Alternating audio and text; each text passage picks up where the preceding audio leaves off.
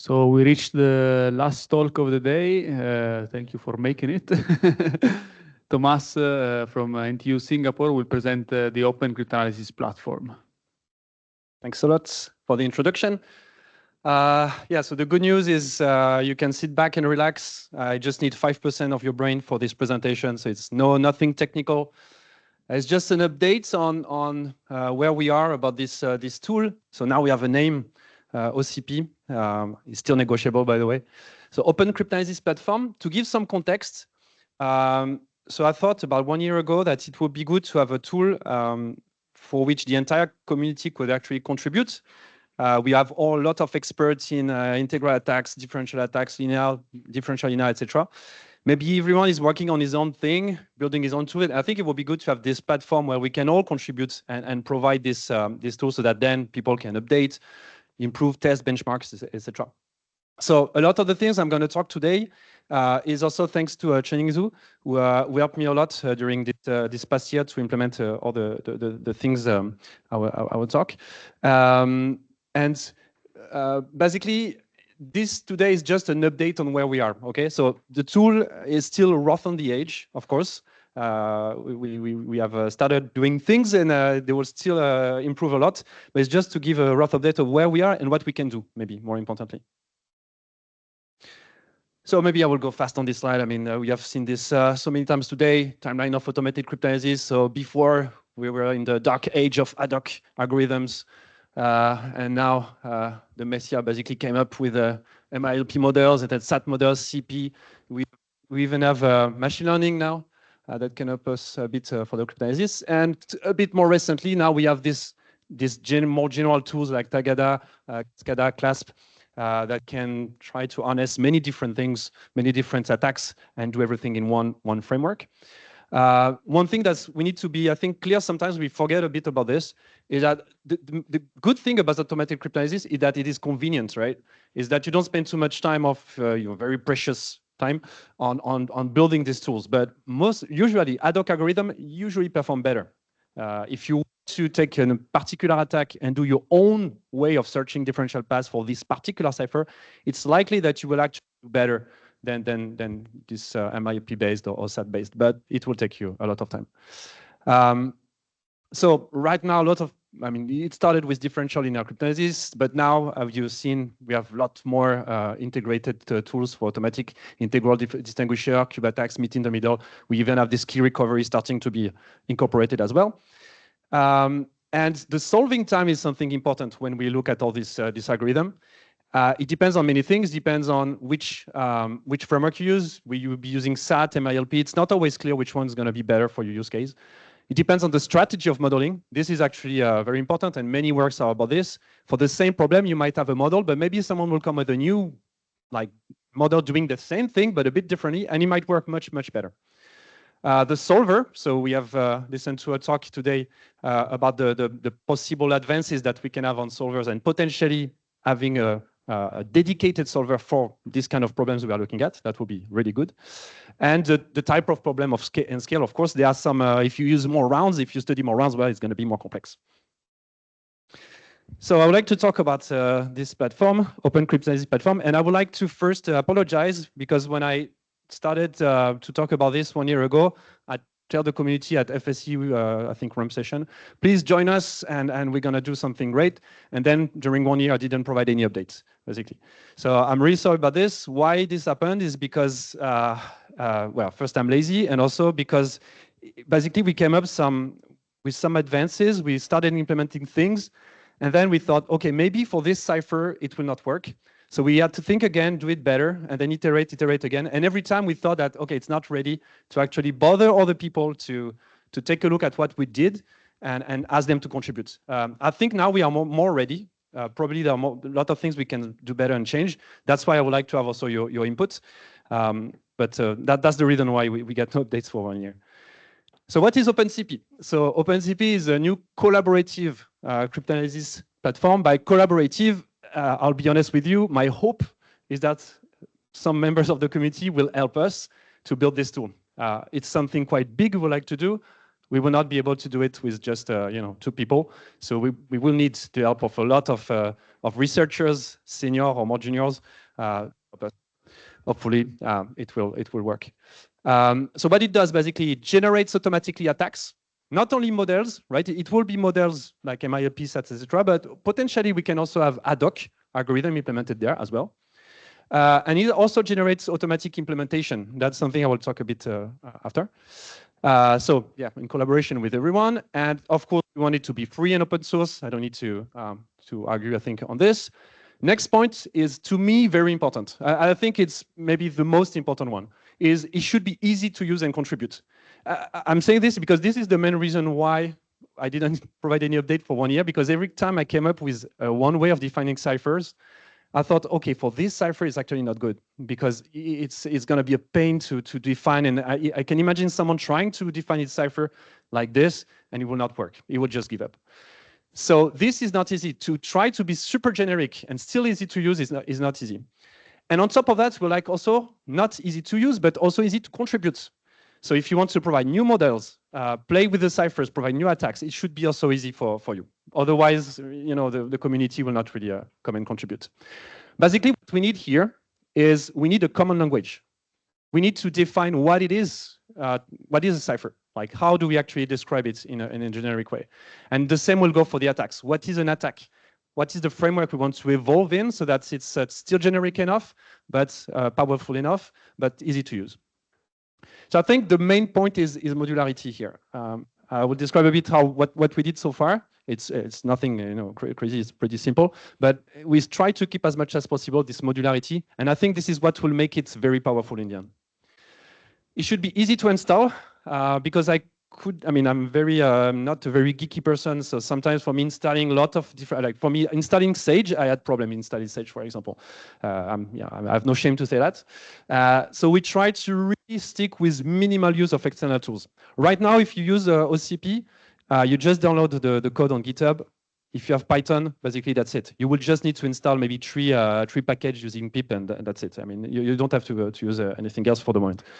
So we try to really make this minimal.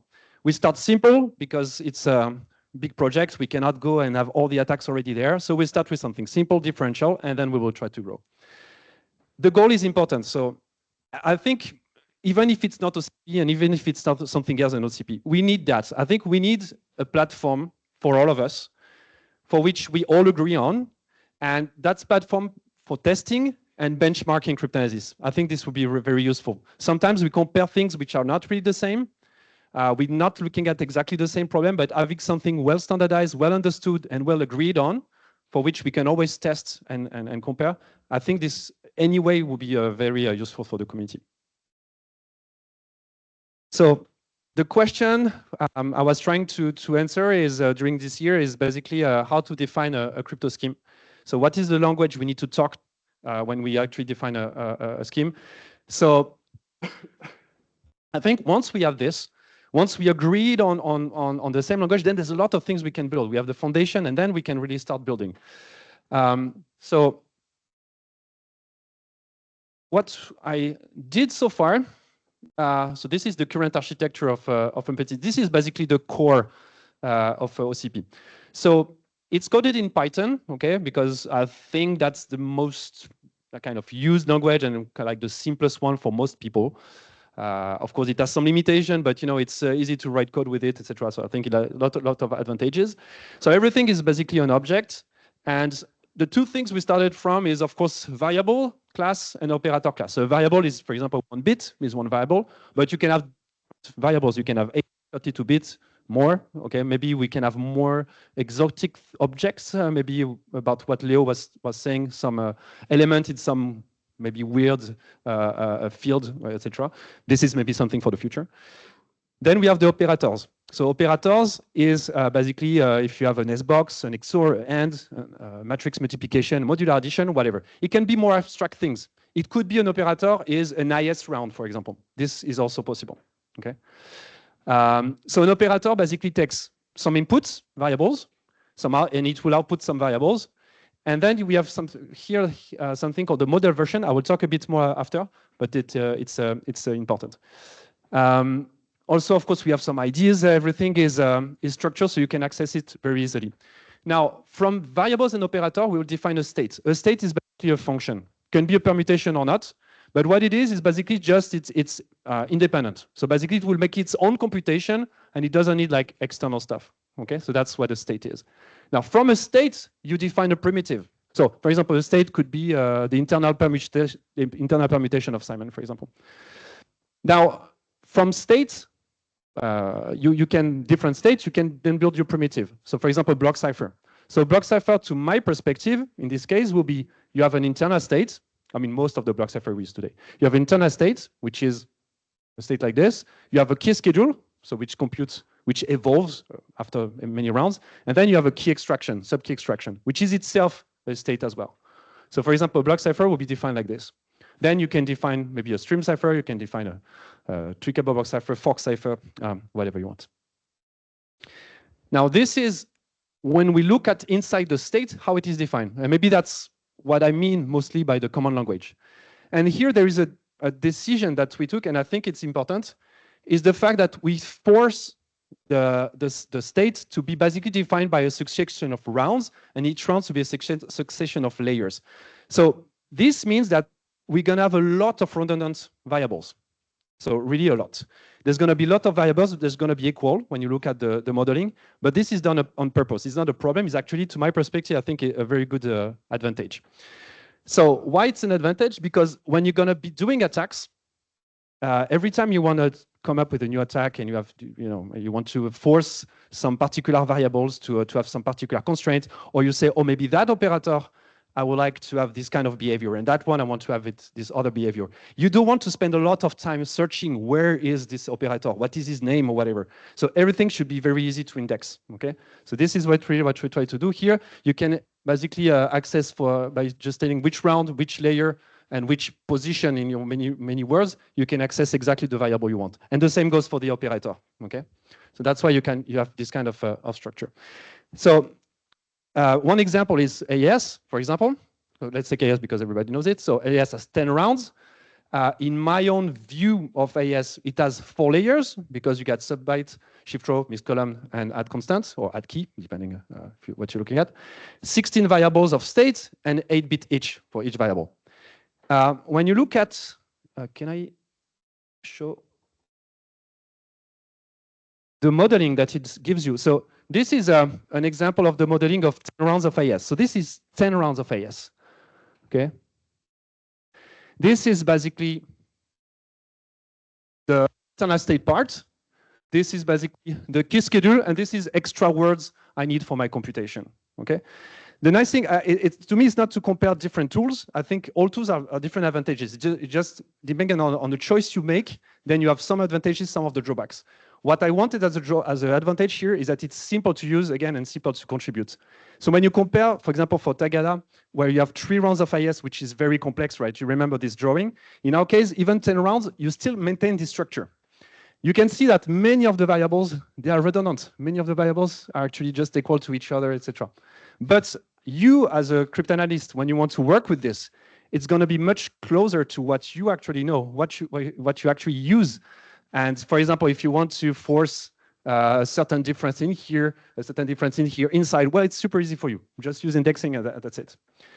This redundancy is not a problem, because when you use solvers, what the solver will first do is to check all the variables which are the same and erase them, rename them X, whatever, and just solve that. So I think that's, to my perspective, that's the good level of abstraction we need to use.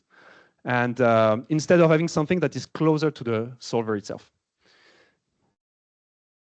Let me go back here.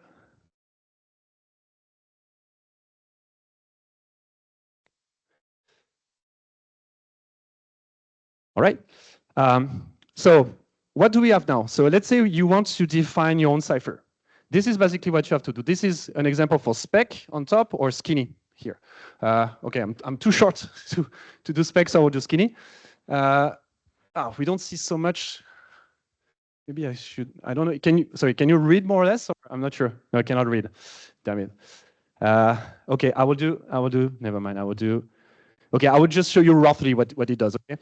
So this is, for example, for all the skinny permutations, you basically define the number of, this is defining the number of rounds, for example, for each version, this is how many rounds you need. You need to define basically how big is going to be your state, so how many variables you need, how many layers, how many rounds, etc. That's basically what is done here according to the version. And in Skinny, you have 4 different layers: S-box layer, add constant layer, permutation layer, matrix layer. So you just give the S-box as input. The constant, you would just give the constant here in this table. Permutation layer, you just give the permutation here as a table. And the matrix, you just give the matrix that you want to do for the update. That's it. Once you write this, your cipher is ready. You can actually use OCP. You can use all the tools in the implementation. That's the only thing you have to do as a user. Actually, no, as a user, it might already be there. So more as a contributor, actually. So this is some more examples of the modeling. This is, for example, spec. So spec this is the block cipher, so with the key schedule. Okay, so it looks like this. This is internal state. This is the key schedule. So basically, all these round here are the variables. Rectangles are the operator. Okay, so you can see that every time the modeling is very, very similar to the actual conception actual idea that you have of the cipher. This one is a little bit special because you can see here I have 2 state values which correspond to these 2. This one are the 4 state for the key. Actually, this figure is for a smaller key. Normally, for the larger key, you have 4 line. So 4 key, and here you have an extra column, an extra variable. This is for temporary, because in some computation, you actually need some temporary variables. It's not always the case, but sometimes you do need temporary variables during your modeling. This is the example of Simon. Okay, so you can actually see it's pretty easy and straightforward. This is for CPash, for example. So maybe now it's a bit larger. I'm not going to go into details because you cannot see how to actually write this. But actually, CPash, I just want to show you like the way of thinking if you want to come up with your own cipher. CPash, this permutation, has, to me, 10 layers. You get 1 layer here of addition. Then you get 1 layer of rotations, 1 layer of XOR, 1 layer of rotation. Sorry? Oh, you cannot. Sorry? Ah, you didn't see the mouse. Ah, damn it. Okay. Okay, I got no pointer. But okay, so for me, basically, it has 10 layers, okay? And this is basically what is represented in each of these lines. And again, once you write this, you can basically use the tool. So the general structure right now of OCP is like this. Core is what I just described to you. It's basically the language that I believe makes sense for us to agree on. And again, this is up to negotiation. If you believe that your cipher or what you want to do will not fit in there, please let us know. And then we would try to actually see what we can do to make it generic enough so that it works for you, okay? So from this is where you come up with your cipher, and then there are different things you can do. First thing, you can generate implementations. So we have already implementation automatically generated with OCP. One thing you can otherwise do is to try attacks. So right now, our attack module only contains differential attacks because we're starting, but hopefully we're gonna get more. Now, this attacks module can also of course generate SAT and MIP model that then you need to solve. And then we have a solving module that will maybe select which of the solver you prefer to use and then do the solving for you. From there, then you have a visualization module. So in order for you to view the cipher, to view the model the model of the cipher that you design, or maybe to look at your differential pass or your attack or your key recovery, etc. So this is the code. Well, again, you cannot see, so it's not very interesting. So this is okay, the C code and Python code that is generated. Of course, those are not optimized code at the moment. It's more like a reference implementation if you want. But why it's here, it's maybe similar what was said this morning with Tagada, is basically it's good because then we can check that our model is good. If you come up with a cipher, for example, CPash, I came up with these 10 lines. I want to make sure I didn't make a mistake. Well, I just generate the C code out of it. It generates the test vector, and I can test if my test vector is correct. Then it means my modeling is good, actually. And I know I really properly modeled the cipher. Okay, so we already have this in place. And of course, it generates SAT and NLP model. Again, I'm not going to go into details, but basically, you just say, okay, I would like to generate a differential pass on 10 rounds of whatever of the cipher, and maybe I want this constraint on the input and this constraint on the output. It would generate the SAT model accordingly, the NLP model accordingly, and then you can run the solvers, and it would tell you if there is a solution or not, and if there is one, it will provide it to you. So what we have now in terms of operator, and there is something that I believe is interesting, and that's where I think OCP is powerful. Currently, operators, we have equal, not, and, or, XOR, and XOR, which is basically several XOR together. Why we have several XOR together, you might ask? Because modeling of several XOR together might be better than doing individual XOR, actually. So it's good to have this operator, potentially. S-box, modular addition, rotation, shift, matrix multiplication, constant addition. That's what we have now. We are currently adding AES rounds because we have many AES-based, primitive rounds that will make it much easier to define them. And modular multiplication is also something we'll provide soon. One thing is very important here is that in our case, because everything is an object, you can parameterize everything. So I can come up with this model, for example. So I have one operator here, one operator here, and I can choose. I can say I want this particular operator to behave this way. So I'm going to choose which model I'm going to use for this operator. And maybe for this one, I want a different behavior, even though they are both, I don't know, modular addition, but maybe in my attack, I want them to behave differently. Okay? This is particularly relevant if you think of, and that's something I think I've heard in Maria's talk, is if you want to come up, for example, of an attack which mixes classical differential and truncated differential, then you can actually do that because you can say, I would like to have truncated a transition for these particular rounds, but for other rounds, I would like to have actual real differential transition. And for you to do that in OCP is very simple. Just take the object and just shift a flag, and that's it. It will be also, what is interesting is because we can have different strategy of modeling. It's not about truncated or not truncated, but take modular addition. Modular addition, there are many different teams coming with different modeling. Some of them perform very well in some cases, some very well in other cases. So the fact that one operator behaves in different ways is something it should be easy for you to basically select. Okay, so you can really switch easily. And one more example of where this will be useful. When you think of SHA attack, in SHA-1, for example, you start with finding a linear kind of approximation of SHA-1, and you try to find a differential path for maybe the 60 last rounds. But for the top part, 20 rounds, you cannot use that. You have to use nonlinear relationships between the different operators. So here you can also do the same very easily. You just say, for my 60 last round, I use this modeling, which is linear. And for the other one, I will use a different way of modeling. And it will naturally just, without any effort, do this for you. So the cipher that we have already implemented are the following: AES, ASCON, GIFT, Roca, Simon, CPASH, Skinny. Chacha will try to do it this week. It should not take too much time. And well, hopefully more to come soon. So that was for the operator. Okay. That was for the operator. Now look at the primitive now. We have different way of modeling an operator, but we have also different ways of modeling a primitive. Take, for example, ASCON. So this is ASCON. This is the S-box of ASCON. And then you have the linear layer of ASCON. Oops. Okay. So I think one natural way to model ASCON would be, okay, I have 5 words. So I have five variables, each of 64 bits. And well, I will design my modeling like this. But I can also view it differently. I can say, no, don't want to look at this with these boxes like this. Instead, I will do 321 variable of 1 bit each. Well, maybe in some cases, this might actually be better. It depends. So every cipher will have maybe potentially different modeling. And also, another example is also something that Maria said in this talk. When you're doing key recovery, it's good maybe to switch some of the operation, because you're doing key recovery. Maybe you want to have this super S box representation.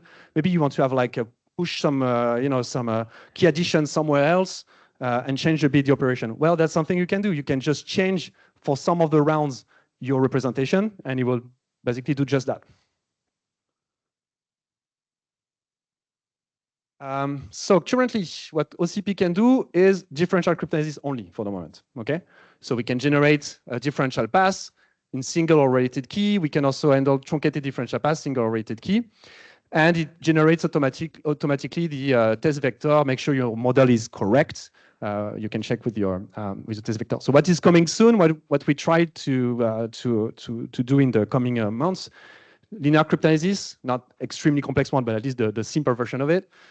Differential linear, because then again, if we have operators that can behave in a differential way or in a linear way, we just have to select the flag, and naturally we'll be able to search for differential linear cryptanalysis distinguisher tree.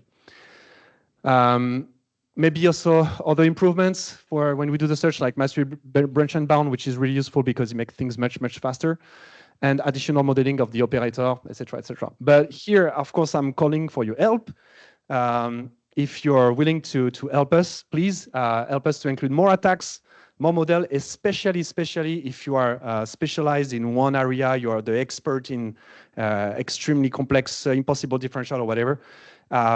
For us, it will be impossible to understand the latest variation and details of your attack. There are just too many attacks.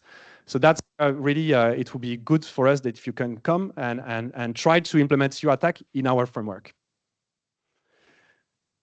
One issue also, which this is something actually Emma told me, I think some time ago, that they had this issue with class with how to handle the inverse. At the time, I was like, okay, why is that really an issue? Now I understand. Now I understand more. The inverse of primitive could be a problem because, of course, during the attack, you might want to compute backwards sometimes. So one solution on OCP could be that we ask the designer to represent not only the forward direction, also the backward direction. That's an easy fix, but then it requires effort from you. So potentially, is there a way to automatically generate the model of the inverse of the cipher? I don't know. I don't know if that is so simple, to be honest. So we have some documentation ready. So we have some wiki page you can go in. You can click. You will see a lot of the like all the functions that we use, you know, what they do, how you should be using them and interact with them. Especially, I invite you to look at two pages. One is the quick start for users. So if you want to use OCP, which means you don't want to put code in OCP, you just want to test it, basically pick a cipher and generate a differential pass to C. Well, you can look at this page. It will explain to you step by step how to do that. Otherwise, more interesting for me, if you want to contribute. So we also have an explanation page. Basically, let's say you would like to add a new operator, or let's say you would like to add a new model of an operator, like a new way this S-box will be modeled, for example. Well, or if you want to add a new cipher.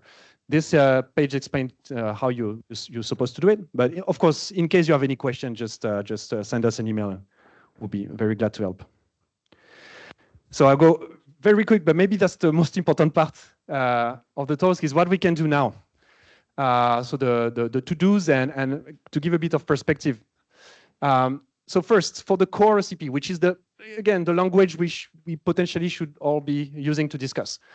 So growing the pre-existing library of the cipher, more ciphers, there's less effort from the people to use the tool. More operators, because if you have more operators, it's more powerful, you can do more things. Growing the number of different models and representations, because again, every cipher and every operators can have different way of behaving and different modeling.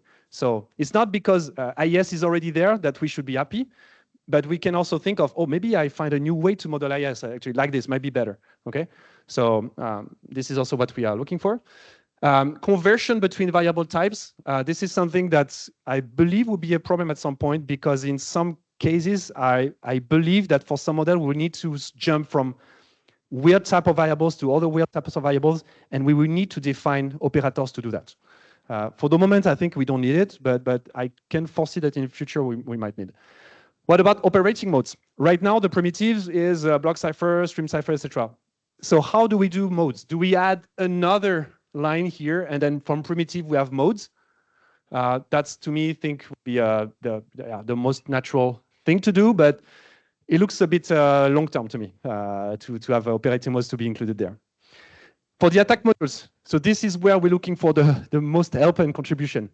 we need more attack types. So again, if you are an expert in linear, differential linear, boomerang, impossible differential, division property, whatever, if you are, I believe you can help us to contribute, please contact us. And we're going to guide you how to do that.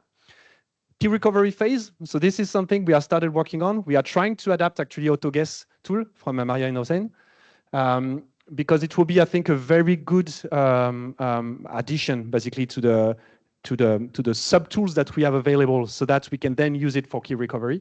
So we're trying to basically add AutoGuess without the uses of Sage and anything. So we're trying to find alternative solution than Sage so that, again, we have no dependency, no installation, etc. So that's what we're trying to do. We should build a pre-existing library of attacks. Okay, so this is more attack types, but it would be good to have predefined scripts that does attacks. Then if someone comes with a new cipher, maybe not a specialist like you guys, but someone else that, oh, I would like to test my cipher, having a script that tests simple differential cryptanalysis, simple blah, blah, I think would be very valuable. Not for us, but for the rest of the people maybe. Standardized benchmark, I talk a bit about this. I think it would be very good to basically, when you have a paper, say that's the standard benchmark for skinny on impossible differential cryptanalysis, we can see we do better. And then reviewers, for example, could directly take your OCP modeling and test it directly. And then for me as a reviewer, then I don't need to, to check your code. I don't need to check everything. I can just trust because I know how OCP works. And I can directly understand what it does and trust that it works at its claim. Having more combination of attacks. So differential linear is one, but a lot of creativity is possible when you have this, I think, such a powerful tool. And last thing, don't think that we only limited ourselves to MIOP and SAT. It's not the case at all. If you come up with an ad hoc algorithm solving things, we can definitely include it. No problem at all. Okay. So we don't need necessarily everything to be MIOP and SAT and CP, etc. It could be an ad hoc algorithm. For the other three module, for implementation, I think what would be cool is to have VHDL automatic implementation, because I often see the case that when people want to design a new cipher or test some cipher on hardware, they don't know how to do it in VHDL. Of course, you cannot expect that this VHDL implementation will be maybe extremely performant. I don't know, to be honest, how far-fetched it would be to have something that is relatively performant, but already having something that generates code automatically, and I don't think it should be too hard, would be nice. Automatic verification of test is already there.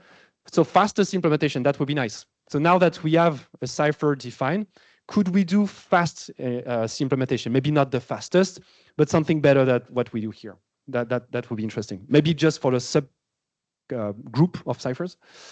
Yeah, I will skip the rest, but maybe in the future we can even think of this platform to be a start for side channel implementation. Actually, if we have a group of cipher for which we know well how to do masking, etc., well, we can potentially come up with automatic generation of this implementation. That would be nice, but this is really, I think, long term. Solving module. So should we include CP? For some cases, I think some of you mentioned that CP is actually pretty interesting. What about machine learning? This is already in class. Do we want to have this? Others, potentially. More MILP and SAT solvers, potentially a dedicated one, like we've seen today. I think this will be very valuable. And then the visualization module. So for here, I would be so happy if someone could help us to produce automatically TXZ figure. For me, I mean, I cannot count how many hours I spent on generating these figures. That's probably one of the reasons I have no more hair, is because I was really like this for generating this figure. I mean, if we could have something that generates a bits automatically, the differential paths, maybe the ciphers, etc., that would be really cool. I don't think it's too far away from, like, all the figures I show you about the model, they are generated automatically already. Okay, it's not using TXZ. It's in Python, so it's matplotlib. But yeah, this will be a really cool, and will save a lot of time for a lot of people. Okay, so that's almost my last slide. I think if we really want to be serious about this, we need to talk about organization. How do we organize ourselves? Because we want to have proper, I would say, governance. Maybe it's a big word for what it really is, but we like to have proper development process into place. Okay, we cannot have people just randomly committing things. Oh, I'll get this new attack, and this attack is only for a very weird version of Skinny. It only works in this case. Oh, I'm going to push this, CP. No, maybe that's not the goal. First, before pushing this, you need to try to generalize this, right? You need to think a bit bigger. and try to make it more usable for everyone. So it's not just, I get this attack, I just push it and then I don't care anymore, okay? So responsibilities also, I think we should have responsible person for different modules that would be basically checking the code that is being pushed by the people and say, okay, this looks like this is meaningful for what we want for OCP, and yes, I accept the change. And also to maybe have some way of communicating. Right now it's just a mailing list, crappy mailing list, some regular meetings, and a way to get feedback also from the users, okay? So what I would propose is basically we would have one person responsible for each submodule. Submodule could be like different attack, like impossible differential, linear cryptanalysis, whatever. Could be one responsible person for each of that. And actually, I think for this kind of role, I ask also the senior people. So senior, I would say like postdoc at least. Of course, PhD is very good, but we need senior people because it's not so easy, actually. It's not just put your attack and that's it. Actually, I had to think a lot for how to model a cipher. And I think the same will go for the attack. If you think of how to get your attack in which you are expert, to make it, to have this small framework generic enough so that people can contribute, it's powerful and it will not exclude anyone. It's not so easy. And I think probably maybe only senior people which have a good understanding of their own field will be able to think that properly. That's my personal feeling. Just keep in mind, I think the philosophy of OCP is, of course, remain free and open source. So if you can copy paste code from elsewhere potentially, but be careful what you copy, right? Because if you copy something for which the license it does not allow you to do that, well, it's a problem, of course, for us. Don't rely on external tools if you can. Okay, so we had this. So Robna Basis, for example, is one example. So we'll try to grow the different tools available in OCP, and then of course everybody will be able to use it. But if you can try to come up with your own implementation or an open source implementation, then something super difficult to install, etc. That's what we want to avoid. Keep the code clean and compact, of course, because we're all going to try to contribute. So if everyone has his own style of coding and blah blah, then it will be Frankenstein. And keep the code generic. Yeah. So yeah, that's it. So basically, if you're interested, please contact either Tuning or me. Otherwise, you can join. We have a Google group, which is basically this Google group, which has been silent for 1 year. So now I hope it will not be silent, and we post more updates. So please join. And of course, we have the GitHub that we are pushing updates regularly. And I would like to thank actually all the people that already joined the mailing list 1 year ago and that gave feedback. So thank you. Sorry for the very little feedback. And yeah, please don't hesitate to contribute. I think if we all contribute together, I think it will be really beneficial for everyone. Yeah, thank you.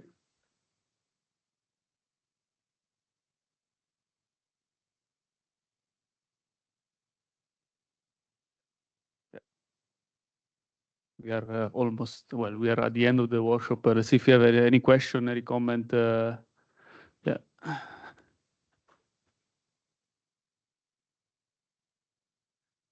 So I think it's more like a comment or suggestion that now there are like at least 3 tools, and probably what will happen is that some of these tools will be better at certain things than the other ones. So it would be good, I think, to have like some format for the things that can be like you generate one thing in one tool and then use it for another tool. So if you can have like a standard format for these things, that would be good.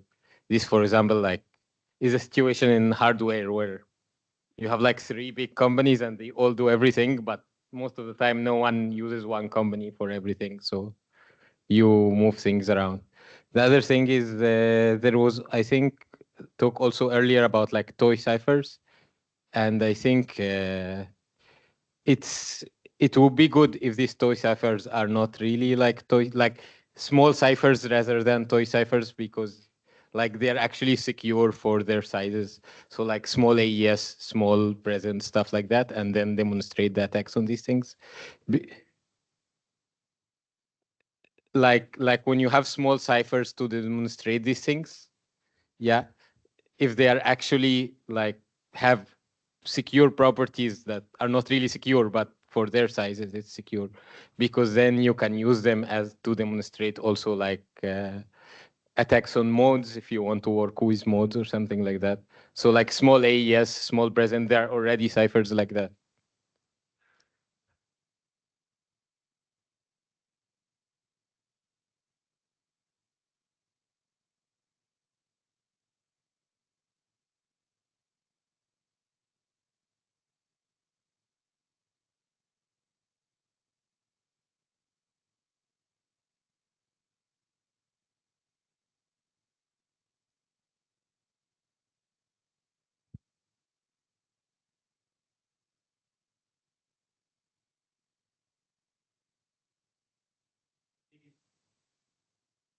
But before we do that, we need to agree on this core thing, right? So that to me, it's more like a proposal. Now, you're proposing this. Do you agree? Should we change something? Once we agree, and then we are okay, then yes, we can spend time on the version.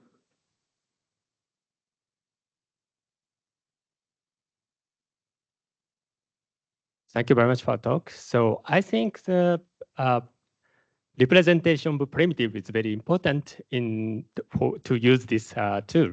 So for example, of course it's a malicious setting. For example, we first put the S box, and with that key additions, we next add S box inverse. Then of course it's an identity map.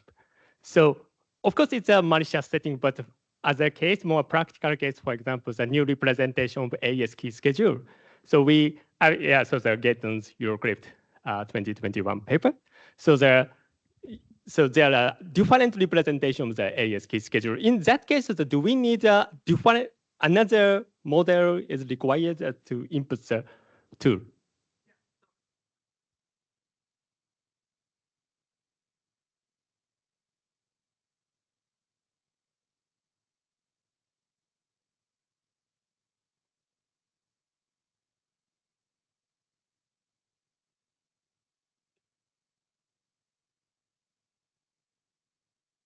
Basically, you need to do the work once to provide this representation, but then you can modulate it the way you want it. Yeah.